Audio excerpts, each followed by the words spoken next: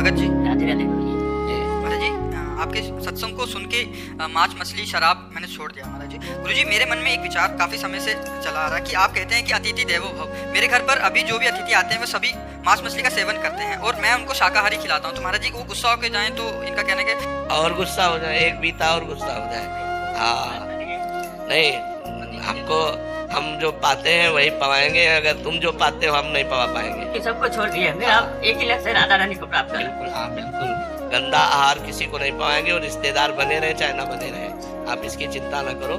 कलिकाल है, अब प्रायः गंदगी ही बढ़ती चली जा रही है। कोई ये सात्विक आहार पसंद नहीं करता, दाल रोटी, और सब गंदे आहार की तरफ बढ़ती जा रहे। तो आप गंदे मत बनो, आप स्वयं पवित्र रहो और जो आए उनको पवित्र पवाओ। मन आवे तो पाओ, ना आवे तो आप चले जाओ। गुरु जी, अगर नहीं पाके जाए तो मेरा कुछ नहीं, कोई इसमें अपराध नहीं, उत्तम मार्ग है, उत्तम बात है।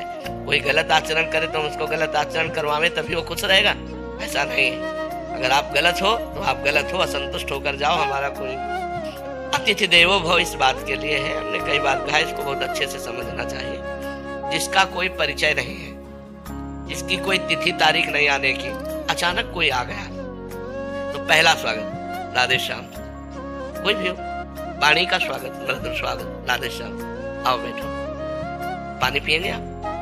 दूसरा स्वागत, पानी पिएंगे आप? नहीं हमें प्यार, भोजन पाएंगे आप? पवा दीजिए तो पवा दे। तो हमारे यहाँ तो दाल रोटी है, आप पाएंगे? नहीं, ये तो मैं नहीं पाता, मैं तो मांस पाता हूँ, तो हमारे यहाँ सुविधा नहीं। अब जैसे कोई संत आता है तो दो बातें तो आप दे ही सकते हैं, मधुर वचन और जल।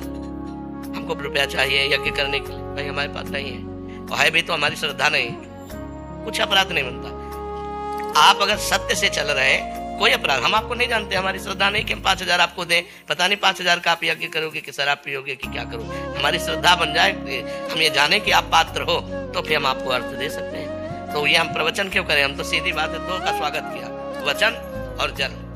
तीसरा भोजन हमारे अनुसार, चौथा अर्थ श्रद्धा के अनुसार। अगर हमारी श्रद्धा है तो हम देंगे, हमारी श्रद्धा नहीं तो नहीं देंगे। बिल्कुल नहीं डरना चाहिए, कोई अपराध नहीं। महाराज जी, इसमें एक प्रश्न, जैसे आपने बोला कि वो 5,000 मांगे तो नहीं देना चाहिए। महाराज जी, अगर वो कहे कि मेरे को भगवान प्रेरणा कर रहे हैं, अंदर से श्री जी प्रेरणा कर रहे हैं, तो हमारे अंदर पत्थर बैठा है क्या? वो भी वही, हमारे अंदर भी तो भगवान बैठा, वो प्रेरणा ही नहीं कर रहा। तुम्हारे अंदर प्रेरणा कर रहा, तुमने मांग लिया, हमारे अंदर प्रेरणा कर रहा है कि नहीं देना, तो मैं नहीं दे रहा हूँ। जब मेरे अंदर प्रेरणा करेगा दो तो मैं दे दूंगा। तुम्हारे अंदर भगवान, तो हमारे अंदर पत्थर थोड़ी बैठा, वही भगवान ही तो बैठा। दबना नहीं चाहिए। धर्म में कहीं भी झुकने वाली इस तरह की प्रवृत्ति नहीं। मान लो कोई ऐसा भी कह दे कि अगर रुपया नहीं दोगे तो तुम्हारे घर में हानि हो जाएगी, बिल्कुल नहीं डरना चाहिए, ऐसे पाखंड से नहीं डरना चाहिए। कुछ नहीं, जो रुपया पैसे का गुलाम होता है साधु नहीं होता। जो दूसरों से रुपया मांगे साधु नहीं होता। तब लग जोगी जगत गुरु, जब लग रहा है निराश, और जब आशा मन में भई जग गुरु जोगी दास। भगवान का दास बन करके साधु भेष रख कर रुपया मांगे घूमे, वो लक्ष्मी महारानी का दास हो सकता है, नारायण का दास नहीं हो सकता। तो हमको माया के दास से डरने की जरूरत नहीं है, हाँ भगवान के दास से डरने की जरूरत है। कोई भूखा आया है और कह रहा भोजन पवा दो, अब आपकी बड़ी तीव्रता से आपको कहीं जाना है, अब आपको समस्या है, आप पहले भोजन की व्यवस्था उसकी करो। धर्म कहता है वो दरवाजे पे भूखा आया, वो वापिस न जाने पावे, हमारे पास जो कुछ जल पात भोजन जो भी है आप पा लीजिए, फिर हम अन्य कार्य देखेंगे।